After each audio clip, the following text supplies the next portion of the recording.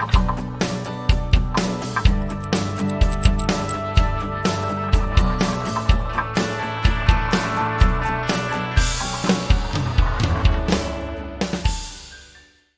right, Commissioner Lamarca, good afternoon. Good afternoon, Eric. Thanks for your patience today. I think we talked about the goal of the podcast that we came up with, this Capital Conversation, was an effort to help people understand how the legislative process works. And, even for people that have been around the process for a long time, it's kind of a mystery. And a lot of people get their only glimpse, including, my wife, who is semi-engaged here in Tallahassee. She only gets glimpses and pieces of how that whole process works on the inside. So what we are doing is just talking to a few of our friends, former county commissioners who are in the legislature, and some of the other legislative lawmakers who are have some bills that I think are really in support of home rule and that sort of thing. So you are our third guest, and I want to thank you for taking some time to come on with us today. One thing I'd like to do, if it's okay, is just talk a little biographical information, a little bit about your background, where you're from, your profession, and a little bit about your district. Okay. So you want to just let it rip? Let her rip, man. So Chip Lamarca, and I am the state representative from District 93, and geographically where that is, it's a coastal district in Northeast Broward County. Starts just south of Boca Raton in Broward County at Deerfield Beach and goes down to Fort Lauderdale at Port Everglades, and includes a lot of critical and important issues of infrastructure, the environment, beach issues, coastal issues that I've been working on for a number of years. Have lived here in this district since I was 3 years old. Moved down from Massachusetts when I was 3 years old, and have I would say born and raised, but raised in South Florida, public school here. Started my business here, and been married 26 years to an actual Broward County native, my wife Eileen, and so professionally, my background, I spent 30 years in construction. Construction really with a background in design engineering, fuel systems and power generation. Kind of got into big generators, and since being on the county commission, I started off in the city commission of Lighthouse Point, which is a 2.5 square mile city with a lot of waterways and people who care about being out in the water, and about 11,000 people in the city, and then decided to run for the county commission back in 2010.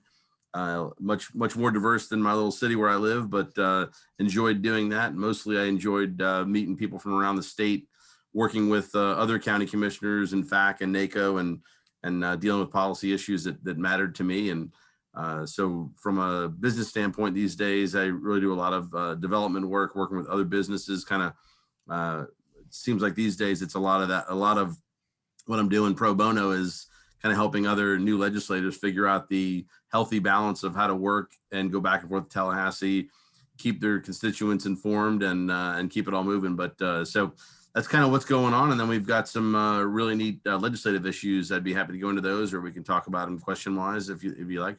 Yeah. So let me ask you this first, though. I'm always in awe of the members that we work for, because there is such a huge work, family, and then public policy life that you have to balance. What actually drew you to the city council, I think back in 2005, and then eventually the county commission? Well, Eric, interestingly enough, I knew that my wife and I moved to the city of Lighthouse Point in '94, and by about 2000, we kind of both got interested in giving back is one way to put it. But really, I was looking forward to kind of getting involved, and became involved in the political side a little bit. Wasn't really the political junkie. I wasn't a poli-sci major and in college, and but it just, for me, it was, all right, how do I make my small city here better? We were doing some infrastructure work, which I had a little bit of experience with, and then ultimately got on some boards, planning or community appearance board, code enforcement board, and then kind of a redesign, an architectural board, kind of laying out some new streetscapes and city layouts and things like that. So ultimately got the bug and just said, hey, I'm advising people and kind of giving them, information as in being on advisory boards, but I I wouldn't mind investing my time in making those decisions myself. And we were kind of getting to a point where the city was going to be 50 years old back in, my gosh, it was 2006.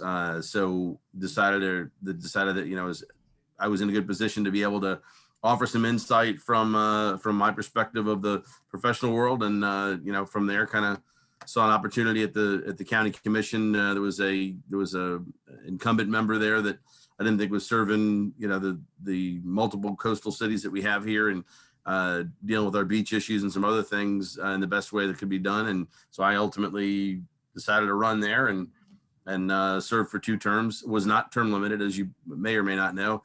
Broward County can serve 12 years. I decided that our state representative being term limited out in 2018 was not just an opportunity, but really kind of a calling for me to a degree that, you know, as a kind of a centrist, moderate Republican in Broward County, which is about as Republican as you can be.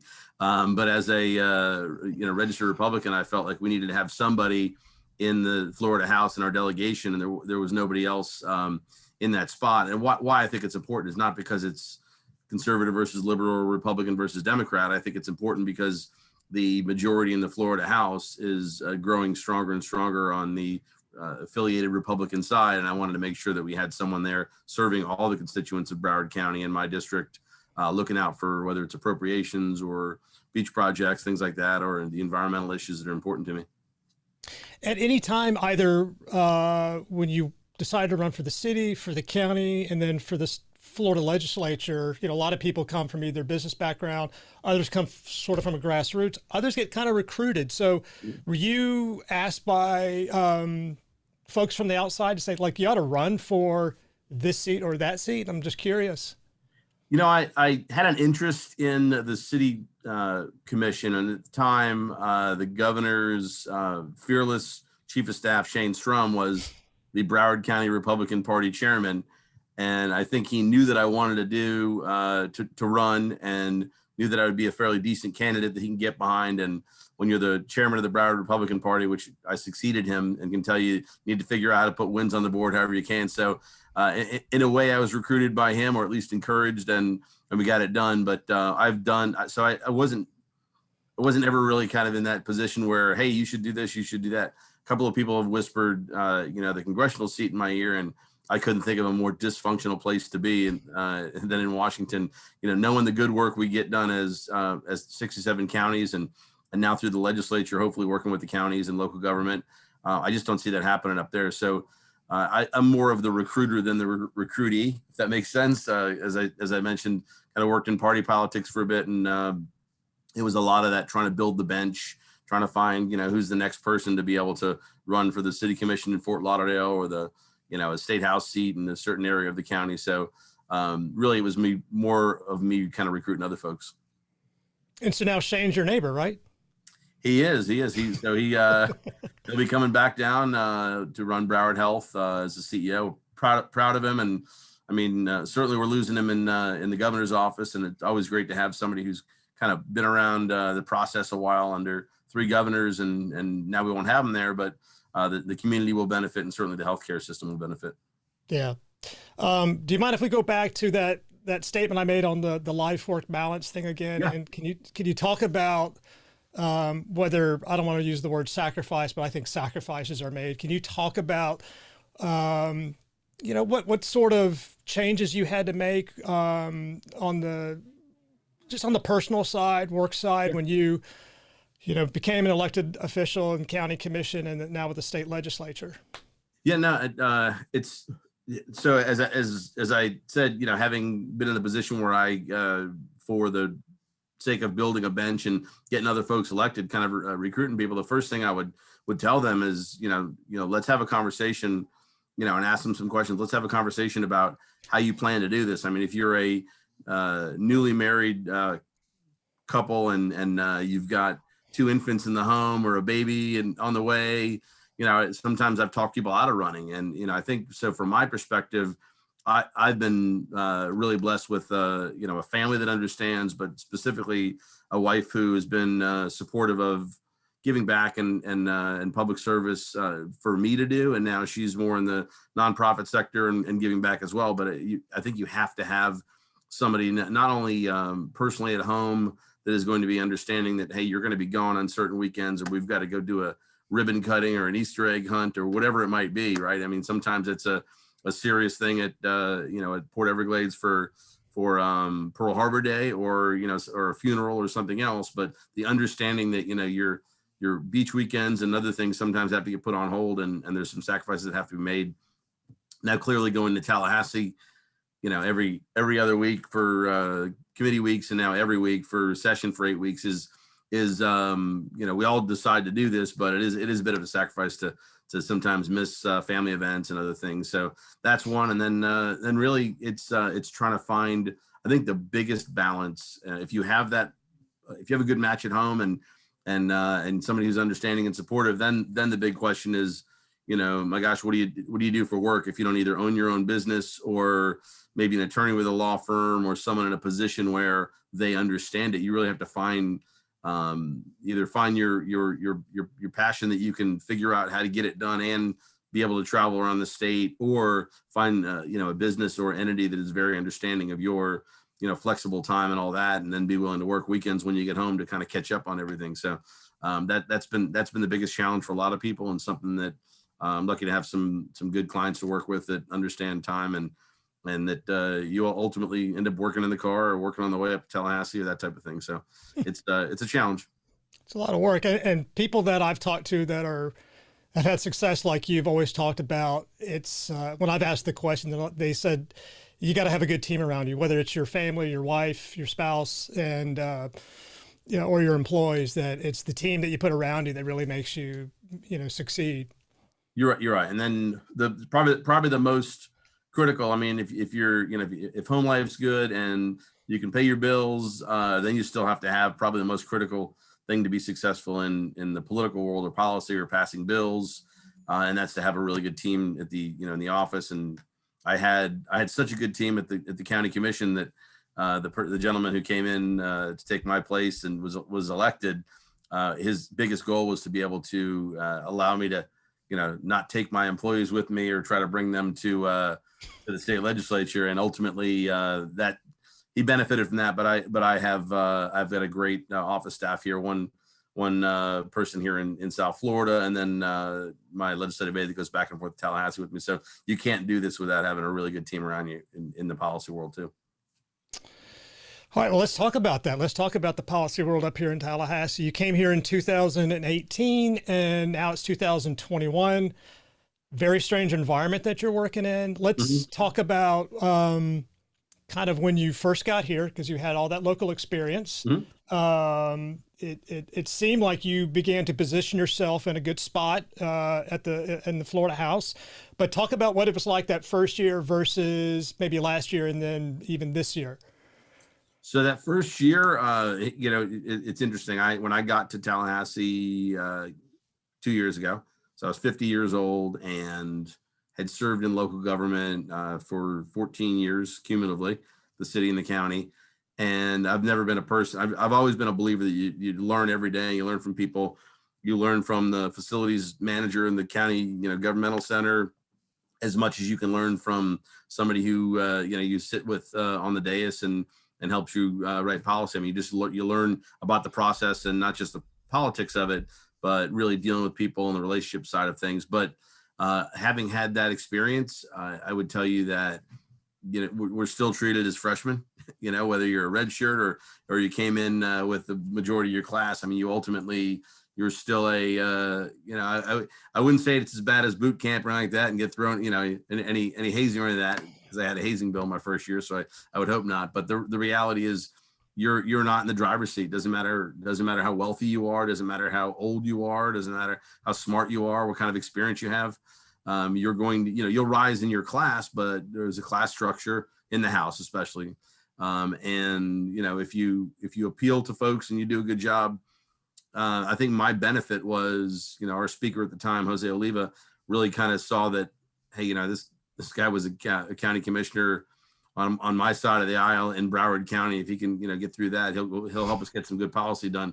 And we had some really there was coastal management, which was a big environmental package for the beach nourishment.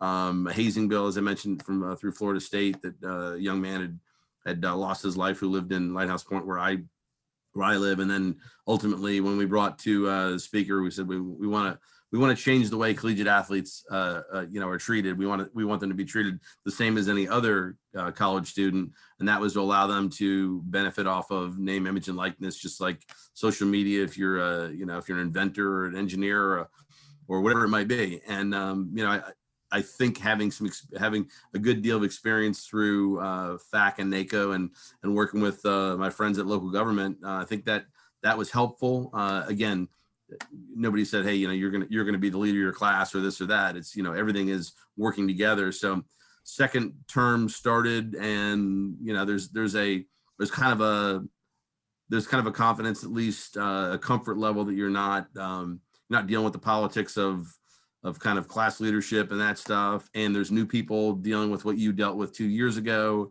And I've tried to reach out to a lot of these new members who some have served in cities and counties, some have never served at all, but certainly have the ability and the talent and the knowledge to do a great job. So wherever I can kind of be helpful, I've tried to do that. With COVID, everything is geographically a little different around the building. And but I went up to the 14th floor where I spent the last 2 years to see, who's there now and some of the folks that are there, and just kind of, spend a little time and just try to get an idea how they're doing and how they're getting acclimated. With COVID, are you finding that it's probably easier to get the work done because there's less, I don't want to say influence, but there's less noise with all the different interest groups, including us and the League of Cities and others? So first of all, I enjoy all the interaction, with Associated Builders, my folks back from my, work days with regard to policy they're doing, FAC coming in, former, colleagues at the county commission level and other things like that. And then, whether it's lobbyists representing an issue that's important to me or one that I don't know anything about. That being said, it's different. I mean, I prefer the interaction. Sometimes you get a little frustrated if you're trying to get a little bit of work done in between committee meetings or whatever it might be, and you're setting up with 5 to 7 minute meetings back to back to back, and no one's really good with watching the clock because it's their time to meet with you. I recall doing the same thing when I would go to Tallahassee. So as much as it's probably easier to get work done, I certainly miss the interaction and the camaraderie of being with fellow electeds at whatever committee level we're on, and being able to talk about things. But so I appreciate I will appreciate when this is gone for many reasons, but also just work purposes. So in terms of your experience, do you feel like you're in a better position today versus your first year in terms of trying to get a priority heard and a bill passed? Is there something that you've kind of learned? Yeah, I mean, I would say we worked hard, but we were pretty lucky that a lot of things worked out. And out of the first 2 years, so first term, we had 10 bills that were passed through the House, the Senate, and signed by the governor. Like I said, everything from train safety and beach renourishment to collegiate athletics and hazing and quite a few different things. Wine industry policy and other things, but the fact is, I think we're in a better place to be able to kind of have had that opportunity to show people, show your colleagues and your peers, not just in your own class, but like in, top classes and leadership, what you're capable of doing, what you're willing to do work-wise, what you're willing to put in. And then if you're willing to see it all the way through to the end. And I think a lot of that is dictating kind of where we are right now, getting asked to, work on agency committee bills, larger packages, that type of thing. So, yeah, I think if you put the time in, people will recognize it and they'll want you to do more. Let's talk about your priorities. If you want to just talk about a couple of the bills you filed, you've got one that's receiving a lot of media attention. And if you don't bring it up, I'll bring it up. But you want to talk about some of your bills this year? Yeah. So probably the bill that was most important to me on a, we'll say kind of long term, because it was such an issue at NACO and the committee that I chaired, finance, Pension and Intergovernmental Affairs, and also Finance and Tax at FAC, is the bill that I'm actually a prime co-sponsor with. It's actually Chuck Clemens filed, and it's the remote sales tax, the e-fairness.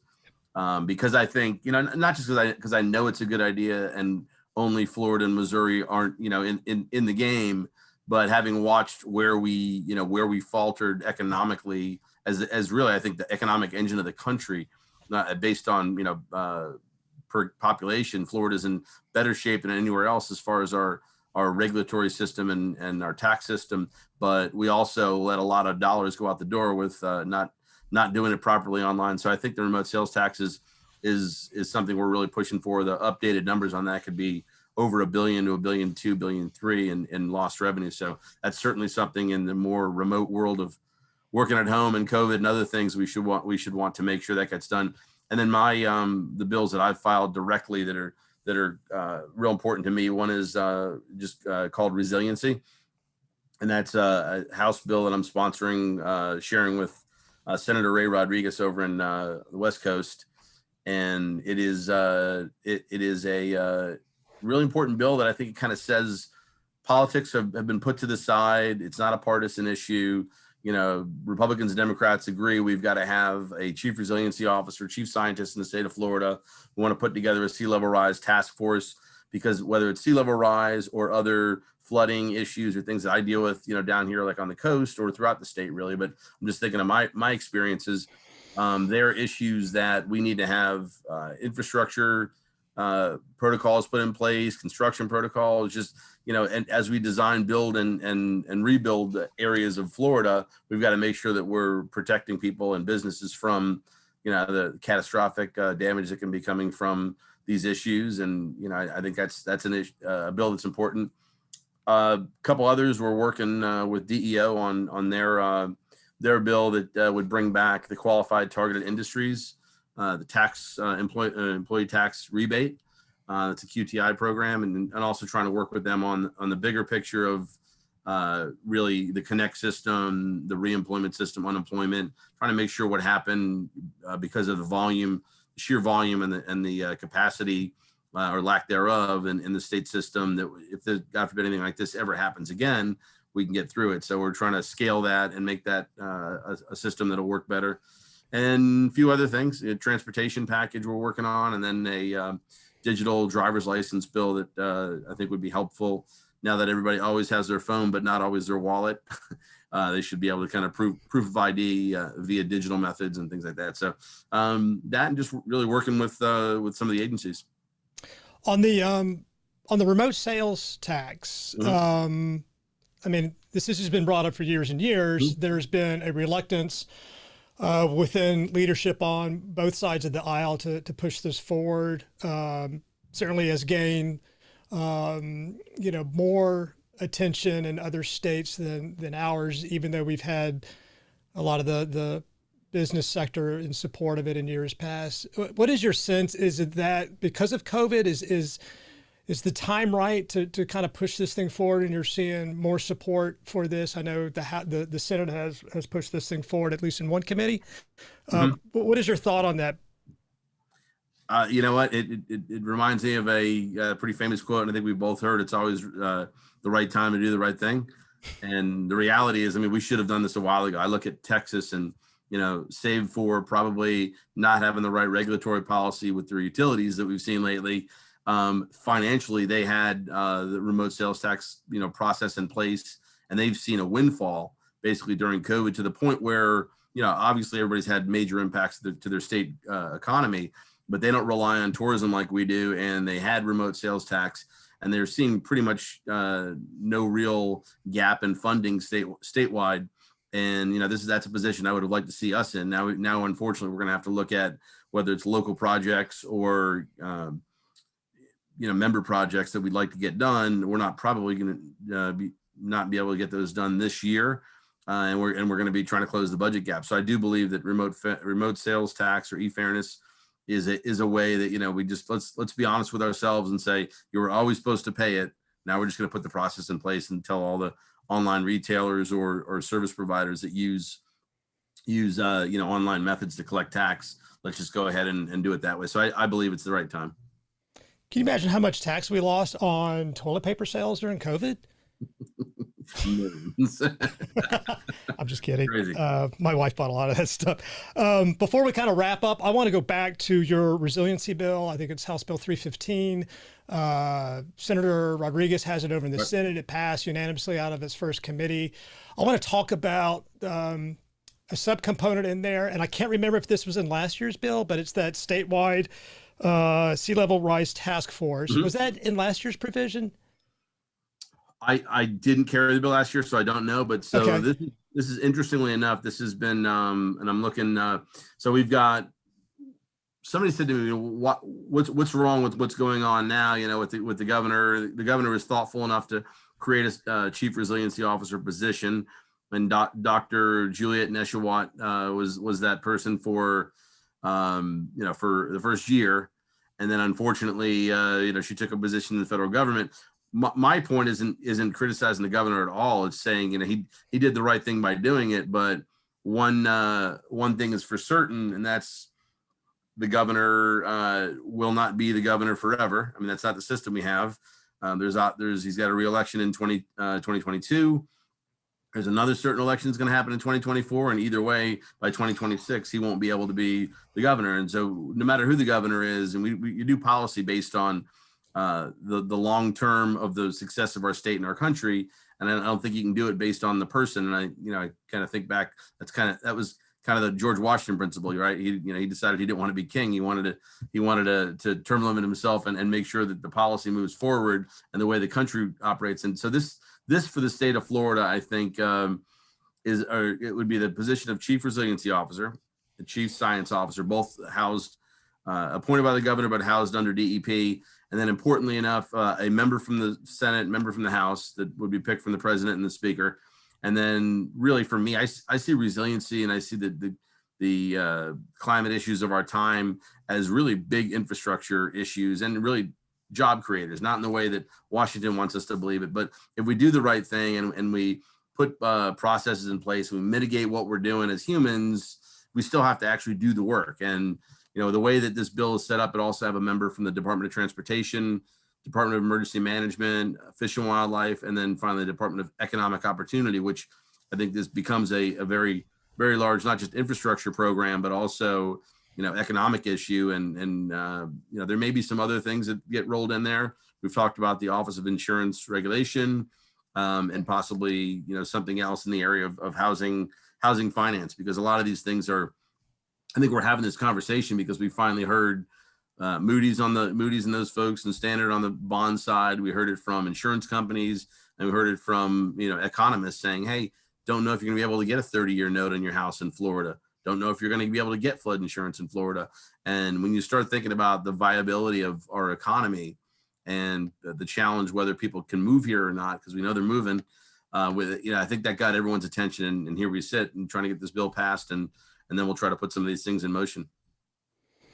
We support your bill, and we will support it even more if you want to add a county representative on that task force at a future committee stop. I mean, I think you've got in your county, Dr. Gerardo is Jennifer one of the smartest persons I've come across. Mm-hmm. But anyway, I'm just joking. But what I wanted to get back to, I think things like that are important. I know you're saying it light, but at the same time, look, we're doing things like this because we saw that the Southeast Regional Climate Compact works, right? It's worked. It's brought people together. It's brought Republicans and Democrats, scientists and non-scientists and policymakers together to try to get some things done on what's affecting us. So I think you have a good point. The one thing I wanted to bring back on what the task force is charged to do is an important, critical thing, because it's almost as if people might be starting to get either climate change, resiliency, or sea level fatigue with respect to the different data and models that are out there. Mm-hmm. There are a number of models in terms of projecting sea level rise, and what your bill does, it says that the task force is to recommend consensus projections on the anticipated sea level rise and flooding impacts along the state's coastline. I think that is an important piece of this legislation that can't be understated, because there's so many different models that I think they have to be used very carefully, because they are going to have not only economic impacts, if you choose the right or wrong model, but also physical and environmental impacts if you choose the wrong or right model, right? True. I mean, that's kind of always been my debate, and it really a friendly debate, not a denier of the science, but really of which model and which scenario. And that's kind of always been my conversation with Dr. Jurado, and I've leaned on her a lot to kind of, hey, educate me. This is your world as far as, the data. But, we see that there's a model, there's an international model, there's other, like, as you mentioned, there's different ranges. So we know that this is happening, but the question is, does it happen a lot quicker in the next 3 to 5 years, 5 to 7 years?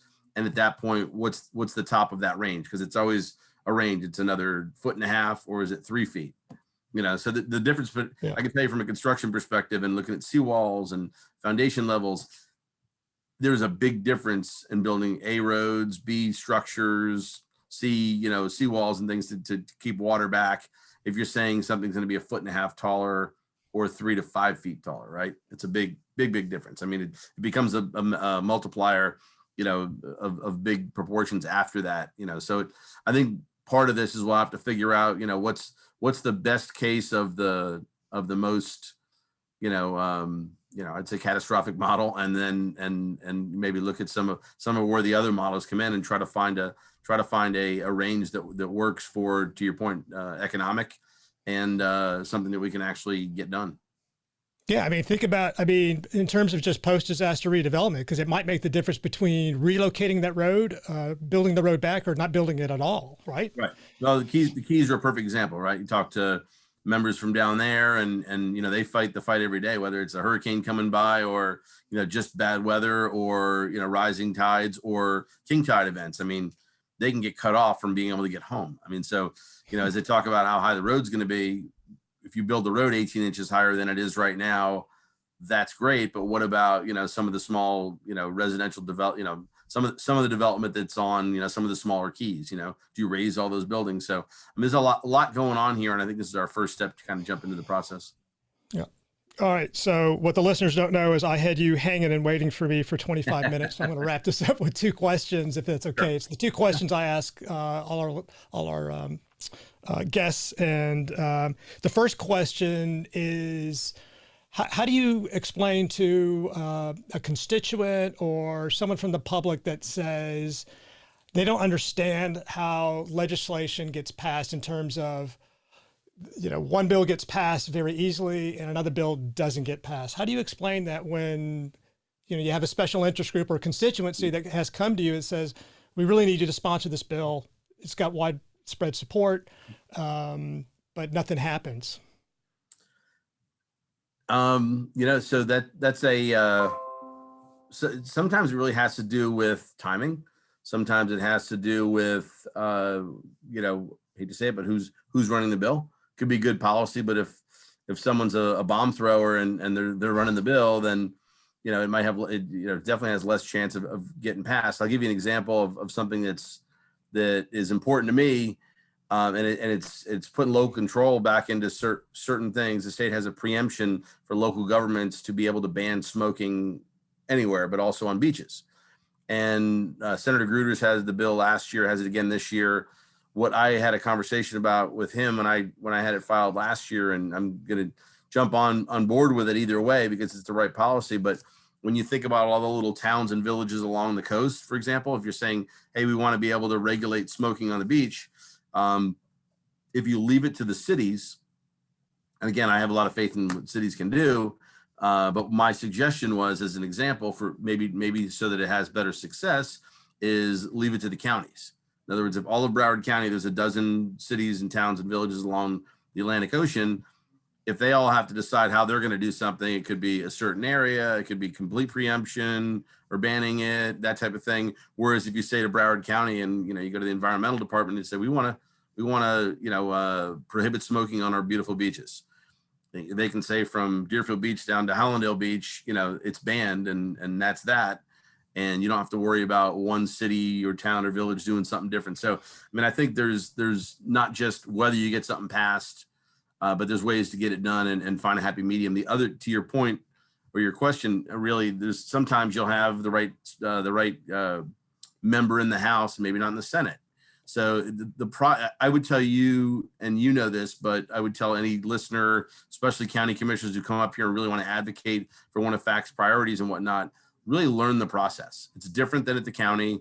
The county, depending on the county to a degree, people are kind of kowtowing to you. I mean, staff is going to, sometimes lean more on whatever the commissioner wants, whether it fits everything that we think is exactly what should happen. Whereas the process is the process in Tallahassee. And if you understand it, and, I say all the time, whether or not you need a lobbyist, whether or not you need an advocate in some other way, I think you have to find the right folks to kind of carry your message and then stay on top of them. So a lot of that is it's understanding the process. Pick the right bill, pick the right sponsor. That's it. Last question. I think you probably already talked about a little bit about this because you've been very successful in having legislation passed. What are your sort of proudest moments in terms of having bills heard and or passed and signed into law since you've been there? Well, and this isn't, I'm one of those people that I looked at the policy, it was just unfair, for example, with the collegiate athlete issue. And I just don't think that if someone's never going to play, if there's not a professional league after, or they're not going to have a chance to play if they could, but they happen to be in college and they've invested so much of their time, not just in their studies, but in their sport, whatever it might be. I used a backup kicker at UCF or a female soccer player at FSU as examples, that there, some may go on to professional, some may not, but why were we limiting and Florida's a leader on this, why would we limit someone's ability to enter the free market? If I was a computer computer science major and I created a great app and I can make $1 million or $1, off an app or start a program, and we think of Facebook and Dell and Microsoft as those are, 1 in a million, but they're becoming more and more common, or other inventions or other processes or things you can do. You can't even work in some ways. So to me, that was really a kind of writing or adjusting the free market to students. That was one, but probably the biggest bill for me, because I know how important it was for us to get our beach, kind of rebuilt and renourished in South Florida, is the coastal management bill in 2019. Fantastic. Good. Thank you. Representative Lamarca, that kind of brings us to the end. I want to thank you for being patient and waiting on us. And I know from your past success, you're going to have a successful year, and we wish you all the best. And maybe we'll have you again on a little bit later in the year. I look forward to it. Eric, thanks for all you do for FAC and all the staff and the people that devote their time to making sure that local government keeps moving forward. All right. Thank you, sir. Have a great day. You too. Bye. Bye-bye.